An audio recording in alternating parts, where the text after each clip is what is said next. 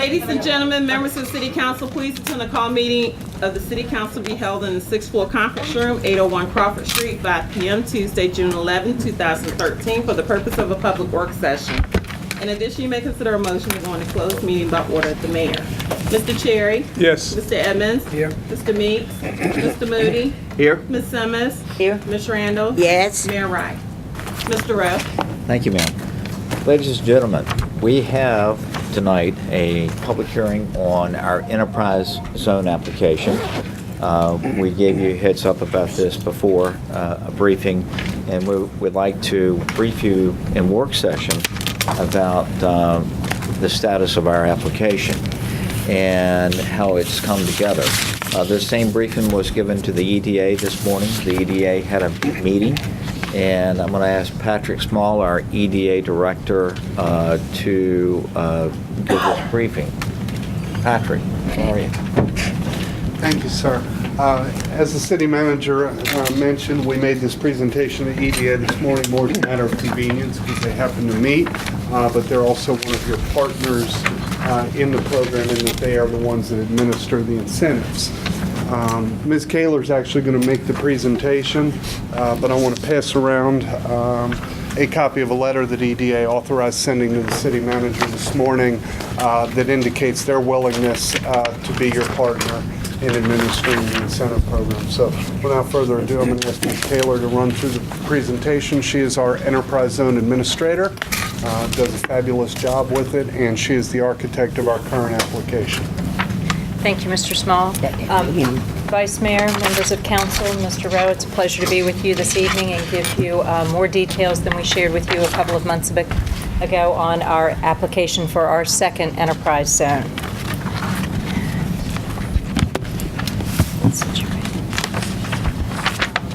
Again, we are looking to brief you on our second application for an enterprise zone. This is a program through the State Department, through the state, and it is specifically administered by the Virginia Department of Housing and Community Development. We will go into detail on the proposed boundaries of this second enterprise zone, as well as the proposed incentives that would correspond with those boundaries. As a reminder and a little bit of background, the Enterprise Zone program was established by the General Assembly in 1982. It is a state and local partnership and is one of the most effective ways of utilizing incentives to promote economic development and investment and create jobs. Any one community may have up to 3 enterprise zones in their city. Again, we have one and we're making application for a second. A zone does have a defined geographic boundary, and within that zone, that single zone may have up to 3 non-contiguous areas. And given the equations that are at work in the application, a single zone for Portsmouth may cover up to 7% of our geography. Statewide, we received, the state awarded the city our current zone in 2010. And you may recall we came back to you in 2012 and made some minor boundary modifications and some modifications to some of the local incentives and tweaked that last year. There are currently 57 zones across the Commonwealth of Virginia. In 2005, the General Assembly decided to limit that to 30 zones across the Commonwealth, and they have been going through a weeding out process as zones have been expiring. This year, in this application phase, there are 4 openings for zones, and next year they know they should have 10 openings for zones. So there will be another application process this time next year. The applicants are expected to be significantly greater than those 4 spots that are available for designation. The state uses a competitive process for the enterprise zone designation and application review process. A perfect score on an application would be 1,500 points. It can come from 2 different categories. That is divided into 750 points for what the state calls a distress criteria, and then another 750 points based on the actual application that the community puts together, and it's based on that community's strategy, incentives, and capacity to actually administer and run a zone. The State Department of Housing and Community Development predetermines the community's distress criteria, and they base that on 3 things: the unemployment rate of the community, the median adjusted gross income of the community, and then the percentage of students receiving free or reduced lunch. Again, the maximum score would be 750, and Portsmouth's distress criteria is 533. Our current zone boundaries include primarily commercial areas in the downtown to midtown area, the Victory area, and the Mass Center. You may recall last year when we made our boundary modifications, we did eliminate some residential and some public buildings that were in the zone, and we added the Virginia Avenue Industrial Corridor to pick up a little bit of industrial property. And don't be fooled by this term. That was proposed a year ago. If you can see the small print, that's August 12th. This is a map that ties into the previous slide of our current zone. This is one of several maps that Mallory's going to cover. And then this again is the Victory submarket area that is in the current zone. We came to you all with this map last year to take out the Tidewater Community College campus since they cannot benefit from it. We retained all of Victory Village and all the proposed development that will go into that geography in the current enterprise zone. It's been in there since 2010. We left it in there when we came to you with a modification last year. And then we added the industrial corridor along Elmhurst Lane and Greenwood Industrial Park and a little bit of the property along Airline Boulevard. And then our original application in 2010 had the Mass Center in it, and last year when we came to you, we did not make any boundary modifications to that. Our third non-contiguous area in that, our first enterprise zone. Now I'll walk you through the proposed areas for this, our second application for an enterprise zone. And again, each individual zone may have 3 non-contiguous areas. We are looking at the West Norfolk area, the Portsmouth Marine Terminal area, and the Paradise Creek Elm Avenue area. This is the general geography of the West Norfolk area, and you can see what we've done is go in and incorporate everything zoned industrial in this area. To give you some orientation, this is the West Norfolk Bridge. This is the old Virginia Chemical site here. Code Genrix and 8 p.m. Maersk is off to the top of the map.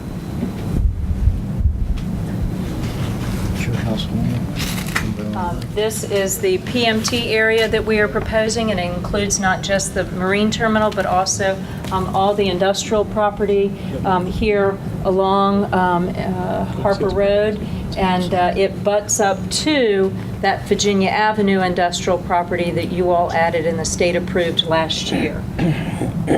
So that is the other side of the West Norfolk Bridge. Mallory, what is the property on the southern border there? This here, Before you get to the marina? I believe that is all owned by Jerry Miller. Is that all part of Earl's property?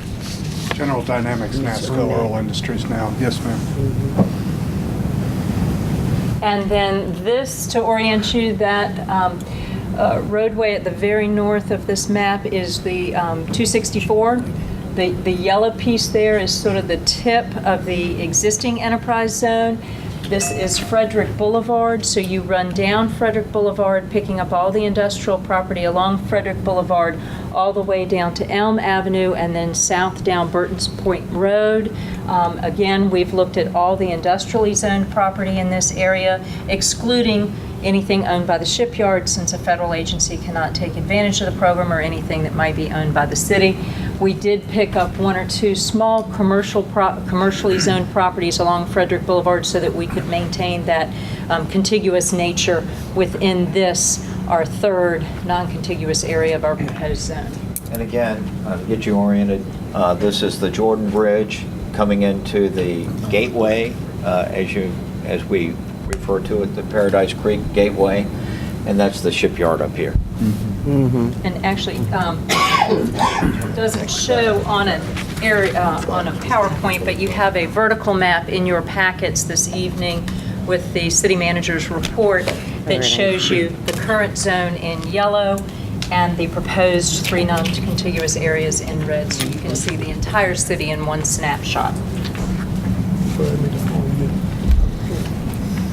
Now we'll move on to the proposed incentives for this enterprise zone application. And as a reminder, an incentive is any sort of grant, loan, exemption, program, or service that is designed to spur business development, investment, business expansion, and real estate development. The state itself in the enterprise zone program has two incentives of their own that property owners and companies are eligible to receive if they meet their criteria. Those include a real property investment grant, which if you meet all the criteria and max out, could be as much as $200,000 of a cash grant. And then they have a very aggressive job creation grant that ranges anywhere from $500 to $800 a year, depending on the wage rate of the employee, and it is good for 5 years, so that really translates into $2,500 to $4,000 per job over the course of the 5-year grant program, and it carries out to as many as 350 employees. So if you do the math, that can be, for a major employer locating in a state enterprise zone, substantial. The objectives of our local incentives that we have put together in this packet for our second enterprise zone are focused on capital investment, where we receive the greatest opportunity for tax revenue.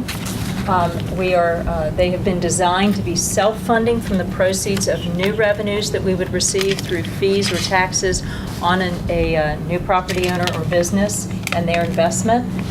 Many of them are similar to the incentives that we have in the current zone that you all adopted and improved previously, with a couple of caveats, and we'll walk through those. We have put into place where we could a little bit lower investment thresholds so that more companies can take advantage of the programs, and we have also put into place, if the investment is greater, the benefit or reward may be greater as well.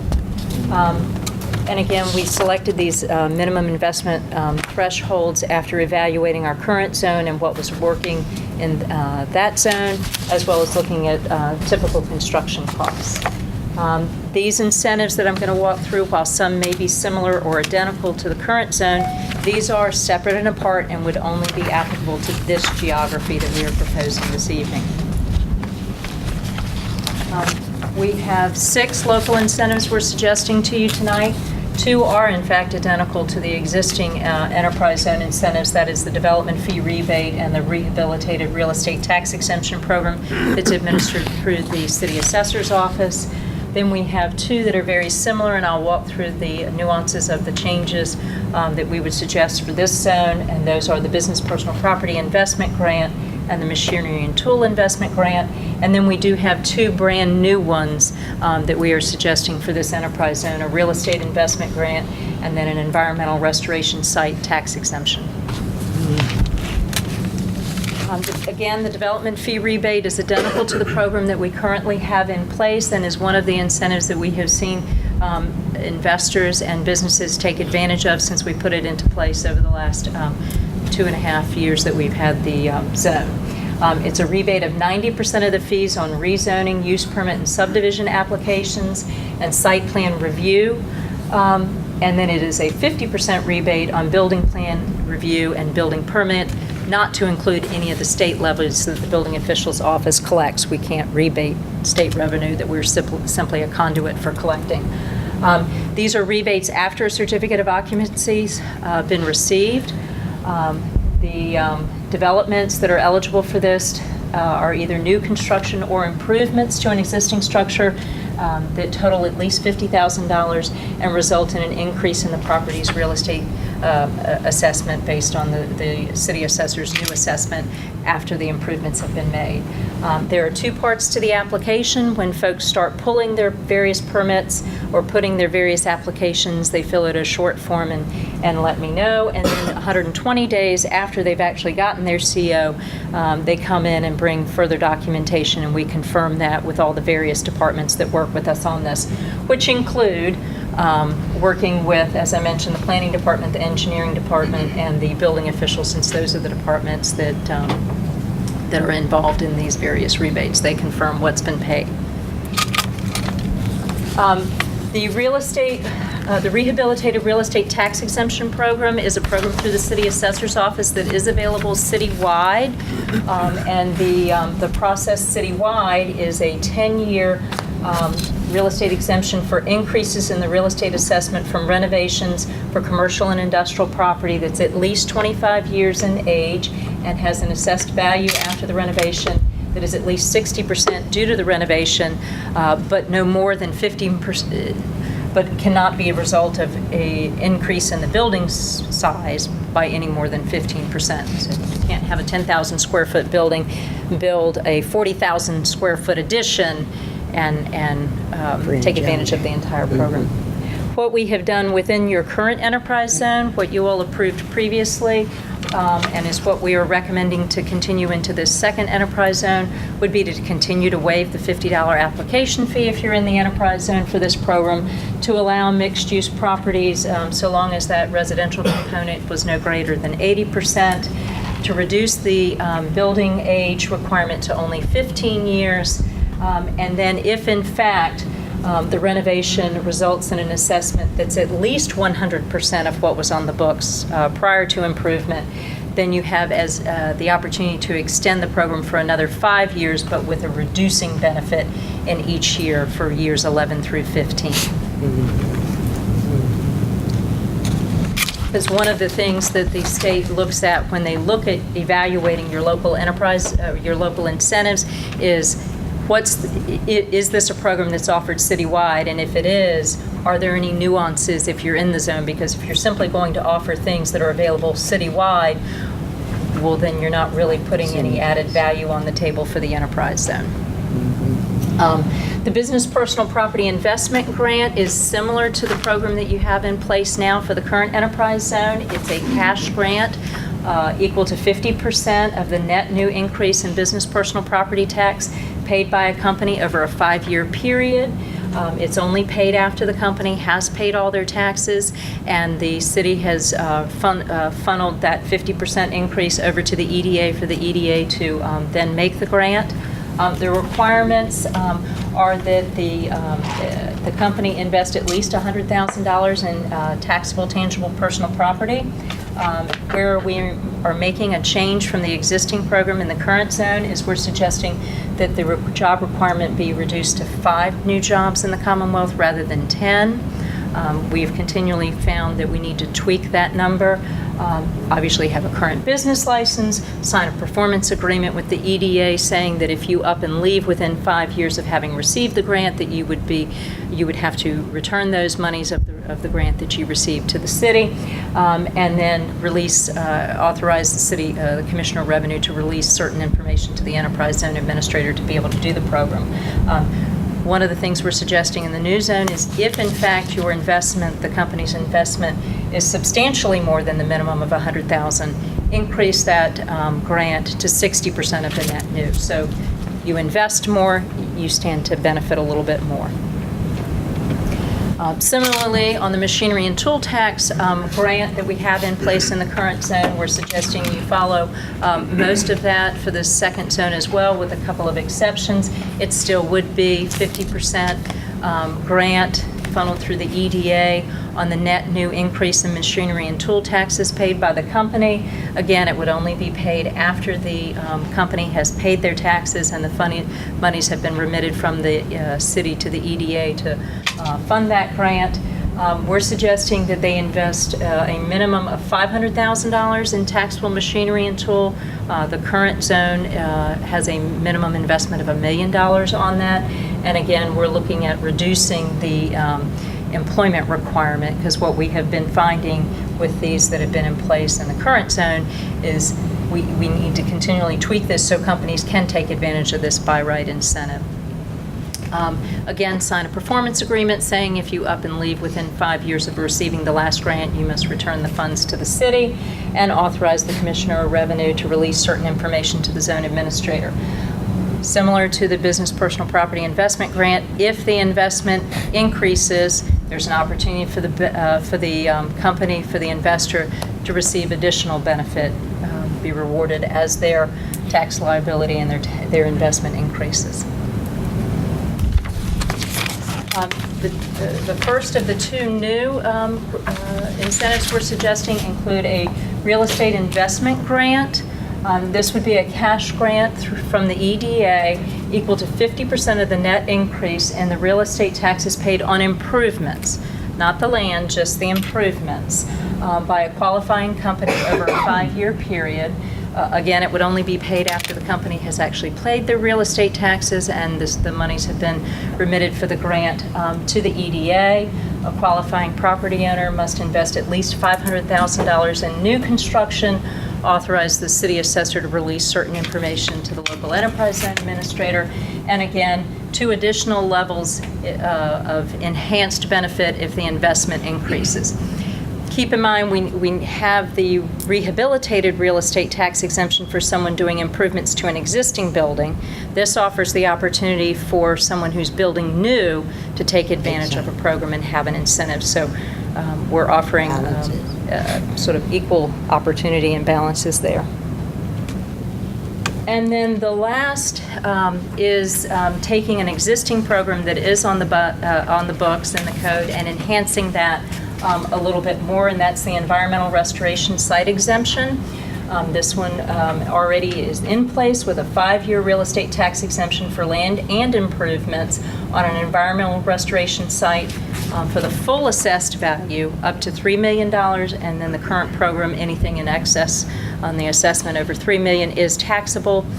What we are suggesting for the proposed second enterprise zone program is that we increase that max to $5 million, and then anything after the $5 million would be fully taxable. And this is on land and improvements on what is defined as an environmental restoration site, which is further defined in the city code already, but essentially in layman's terms is what's considered a brownfield. So that would be taking, again, an existing program we have citywide, ramping it up a bit to put it in place in the proposed second enterprise zone. The timeline, as a reminder, the state announced that they were going to have this application round on February 20th. I attended a workshop in Richmond on March 19th. I was before you all on March 25th to give you a taste of this. We advertised the public hearing on May 26th and again June 2nd. We're here with you this evening to give the overview, have the public hearing and during the formal meeting, and hopefully receive your vote and endorsement to give us the go-ahead to submit the application by the April 28th deadline, and then wait for a response from the state and from the governor's office as to who receives the award. Should we be fortunate enough and have a nice competitive application and receive one of these awards this year and have designation for a second zone, we would be back in front of you all in January to present the various cooperation agreements with the EDA and present the various code modifications, and the city attorney's office would work with us to prepare that just as we have for the existing zone, and we would be back in front of you all to present that and codify everything that we've talked about. In the event we are unsuccessful and 4 others beat us to the finish line and get the awards this year, we would certainly encourage and recommend that we go back next year in next year's round when there are 10 openings. So with that, that is our proposed application.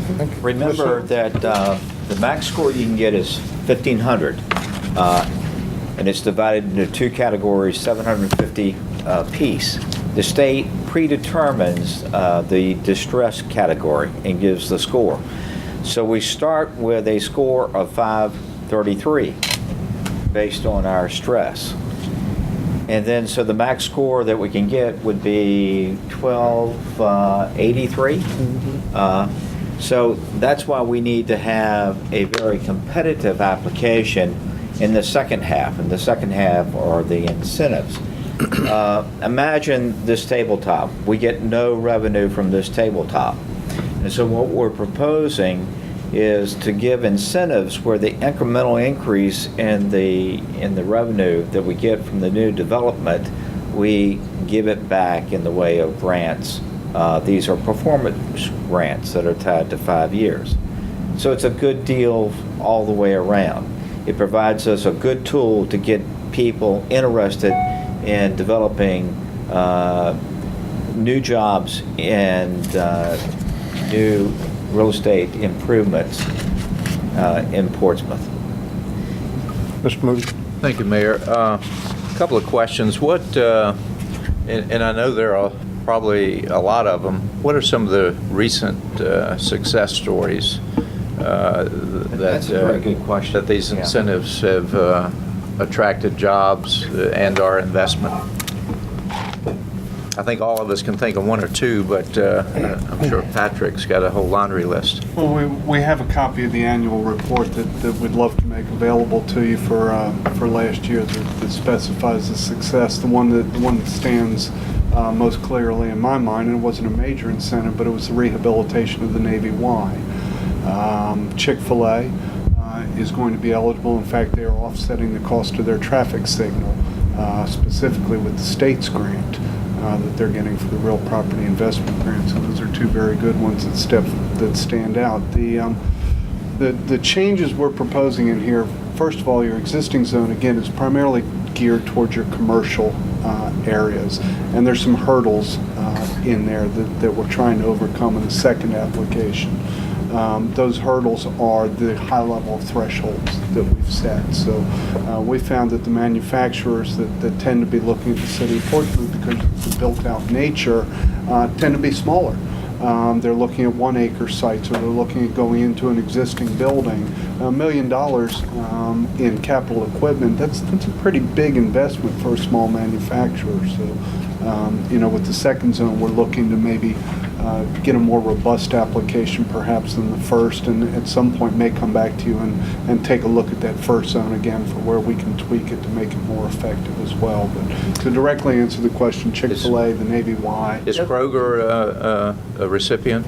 Kroger will be. Okay. In the zone. From the Okay. city's I was perspective, the permit fees and rebates are essentially the incentive they stand to benefit from. Of course, we're layering that with the new market tax credits program through PRHA, and they had a very successful conference call on that today for Kroger to utilize those tax credits.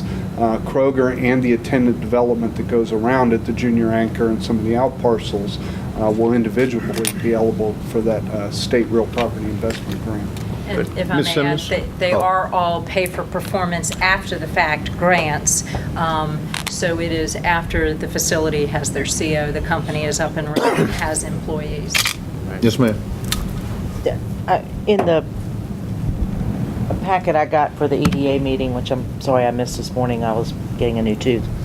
I noticed our score is 533. And, Norfolk and some of the cities around, the cities, the urban core around here are similar. There were like a dozen cities like Galax and way out west that were over 600. Yes. Does that mean we have no chance, or do we just have to have a We got to better, have a strong part two. have a strong part two? Right. So that it's hard to predict what our chance is. I mean, it is a chance. And if we don't make it with these four, we're recommending that we go back next year and sharpening our application. But the emphasis again is on the industrial, where the commercial's in the existing zone. And think about, again, the Paradise Creek, Jordan Bridge entranceway into the city of Portsmouth, and the great potential that this has for industrial development. Yeah, because it's like on that picture, the grain people that may ever get here. Mm-hmm. That's right. Yeah, right here. Right there. Could do Right that. there. He's talking about 35 new jobs, I think. Isn't he talking about 35, Patrick? Yeah. We got the remediation that's being done with the landfill that's being created here with EPA. Come July 1, we take over the school bus maintenance.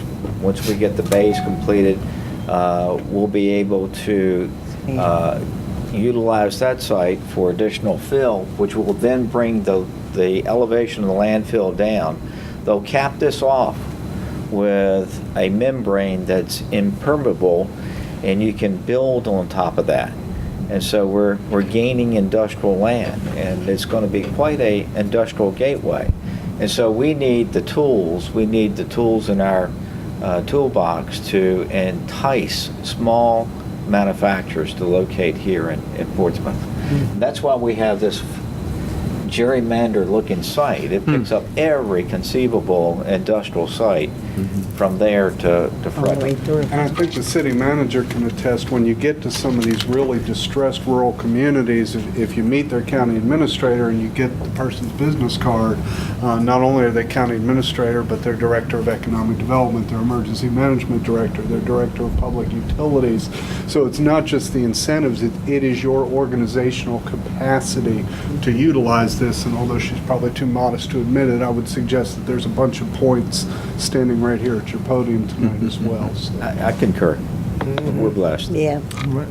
Okay, good job. Thank you very much. All right. If you like, we can give the same presentation prior to the public hearing, but if you're good with just having a public hearing, that's okay with us. Yeah, that'd be good. That'd be Just do a good. public- Just a yeah, public Just a hearing. public hearing. Just a public hearing. Yeah. The next item I've got is a carryover from last night's discussion on food trucks. You asked us to come back with a recommendation for the civic engagement process. We sent that to you earlier today. You have a paper copy before you. If you're okay with the plan sets forth a steering committee.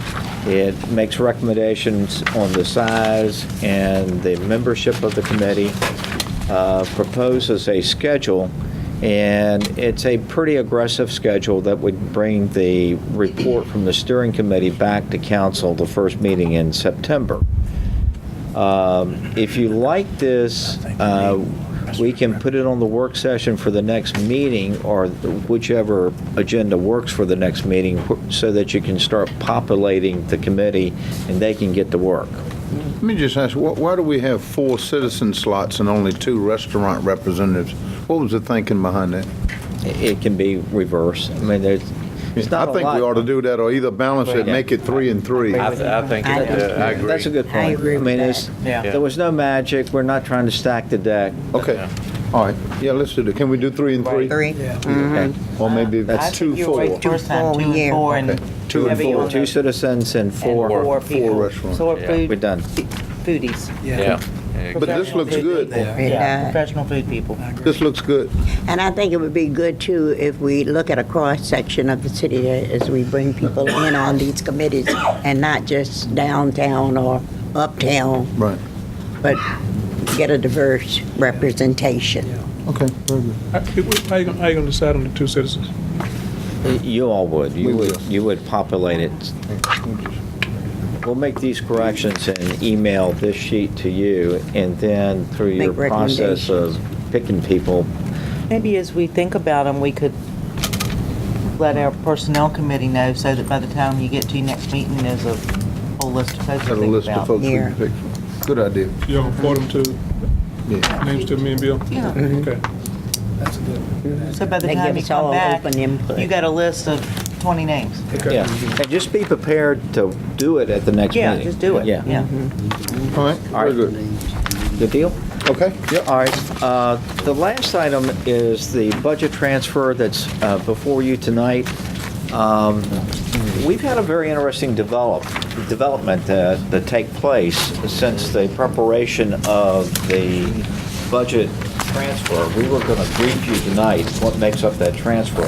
This does not change the bottom line. It meets your budget policy on what I can transfer. That transfer is made up of 3 components. We need to transfer funds to cover the compensation package for the previous city manager. We need to cover some utility costs, which we'll talk about tonight, that is made up of 2 things. We underestimated the cost of the utilities for the new courthouse. Plus, when the budget was developed, did not take into consideration the increase in the stormwater management fee that is applied to every piece of property, whether it's public or private. And so that's a big chunk of the transfer. The third component of the transfer deals with public transportation or public transit, the amount that we pay HRT. The way this works, each member of HRT pays for the services that they get. And it's based on the number of service hours. For example, if a particular bus route had 100 hours, and all those 100 hours were in your jurisdiction, then you would pay 100% of the cost. If it had 100 hours and 80 of those hours were in Portsmouth, but 20 were in Chesapeake, then the split would be 80% coming to Portsmouth and 20% coming to Chesapeake. Well, since we did this budget transfer, Susan Wilson, Susan, stand up, please, who is our transportation planner, discovered that we're being overcharged for 2 routes. Route number 44 and route number 45. 45 is a big one. Yeah. Yes, sir. 44 actually starts, visualize this, at the Cracker Barrel in Chesapeake, near Lowe's, comes down Portsmouth Boulevard, goes across the Hodges Ferry Bridge, all that portion is in Chesapeake. Then hits Portsmouth, and then boom, goes through the tunnel. It goes through the Midtown Tunnel. So 47% of that is in Portsmouth. The balance is in Chesapeake and Norfolk, but we've been charged 100% of that cost. Yeah, whoa. Au contraire. Wait, it even gets better. 45 is a similar type line. It starts in Portsmouth near TCC, goes to Norfolk through the downtown tunnel. 57% of that route is in Portsmouth. The balance is in Norfolk. What does this equate to? It equates to a charge of roughly more than $620,000. We estimate $627,000 where we've been overcharged. Well, so we're trying to work this out, and we need time to work this out with HRT. We have their attention. Susan has. You talking with Ray? You talking with Ray? And these are not new routes. These are routes that have existed in years gone by. From us. I believe our portion is about $3 million a year, is that right? I think we just went up to about $3 million this year. So we may have over budgeted for next year too. So what I'm recommending that you do is defer action on this tonight to the next council meeting. We absolutely have to work, to do it at the next council meeting because you don't meet again before the end of the year, end of the fiscal year. But this will give us a chance to work this out, and hopefully we won't need to make a transfer. Hopefully we'll get some money back. And hopefully we can talk about how this impacts previous fiscal years and how far back we can go, if we can go back that far. And lastly, if there's anything that we overlooked in trying to make sure that we got all the transfers, we'll get that cleaned up too. So that the haunt of any business is having a customer that's slow in paying their bills. And it would not be fair for us to stiff arm the utility companies while we wait 2 more weeks. So with your permission, we'd like to go ahead and pay the utility bills and make the transfers at the next meeting. Is that okay? That's fine. That makes sense. While you're on the HRT piece, we experienced an increase last year. I believe Portsmouth paid an additional $300,000 to $400,000, and I remember going to William Harrell asking to explain that increase, and he explained it, and I think he got with Paul and maybe a couple of you guys, and I was very uncomfortable why we had that increase, but he had an explainable variance, and so. We have a new chairman for the HRT. It's going to be our mayor. And here is there, that's right.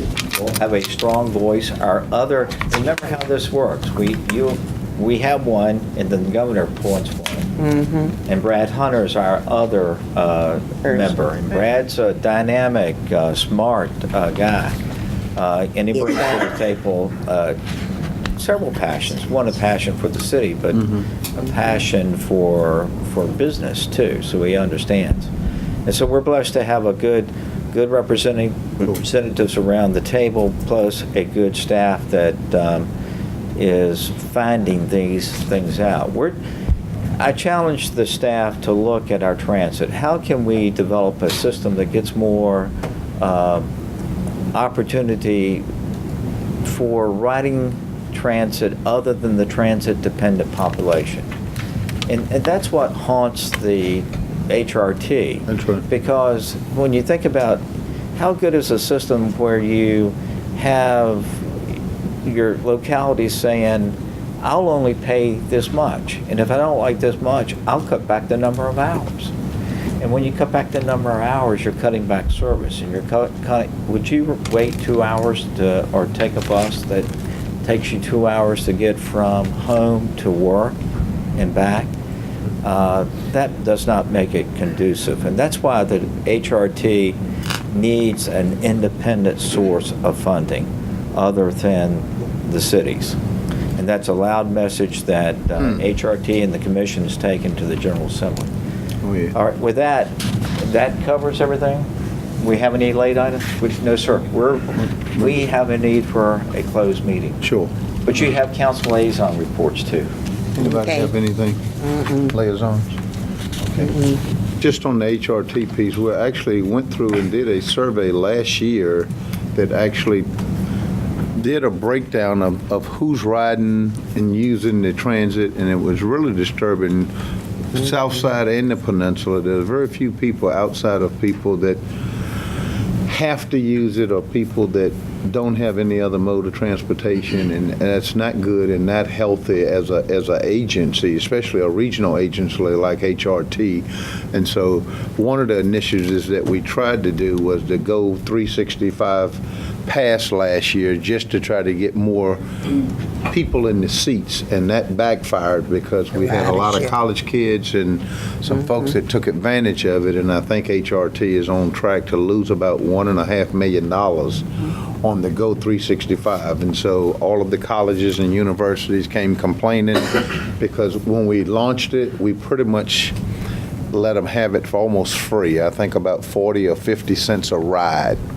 And most college towns, the kids are paying the $1 or $2, and we were way under. And once they did the analysis, we found out that we were on track to lose about $1.5 million. And so EVMS, Old Dominion, TCC, all of them are up in arms, and we're probably going to have to cancel that program because they like it because it's free. and with us on a collision course with losing that amount of money, the only way to make that up is all of the cities, you're going to get an increase. And we've all told them that we're not, we're not going to keep increasing our piece for HRT. So that's an issue, and plus the maintenance of the fleet and the age of the fleet of all of those buses. Gotta be Looking at the replaced. whole capital piece there, and it does not look good, but we're trying to do some things to extend the shelf life, if you will, of some of those buses and do a little bit more midlife maintenances to try to extend the life of those things, because they're looking at a huge capital piece in the next probably about a year, 2018, and it does not look good. And we've all shared, we can't keep anteing up and having all the cities cover that cost, and the feds and them are all squirreling back some. So it's going to be a lot more interesting, so I'm glad you found that. So if nothing else, we can use that as a bogey in doing our negotiations in the out years. But Should we negotiate a finder's fee? and I for- find that's right. That's right. Yeah. I think Give that girl a raise. she's to be commended on that kind of a catch, Well, $600,000 catch. Well, you're absolutely right, and she attends all of our transportation meetings and Absolutely. does an outstanding job. Thank you very much. Yes, ma'am. Yes, ma'am. Back and see what our agreement is. Sorry, Mr. Moody didn't, and Mr. Rowe didn't know. It's $627,000 annually. So Yeah. that was for the upcoming budget year, So so. that's not a One one-time. time, no, So if we go back and look, Terrific. That we've makes been it paying even more 100% of commendable. those routes. for a long How time. far can we go back? Chesapeake and them are not going That's to what give we anything, want to I guarantee you negotiate. that. As far as Really? That's for sure. deeper. I can guarantee you Chesapeake and Norfolk are not going to pay A more. dime, not one penny. Okay, all right.